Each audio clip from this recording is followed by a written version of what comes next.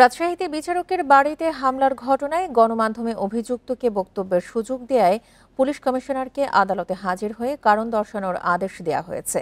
CMM আদালতের বিচারক হামিদুর রহমান এই আদেশ দেন। 19 নভেম্বরের মধ্যে আদালতে ব্যাখ্যা দিতে দেওয়ার নির্দেশ দেওয়া হয়।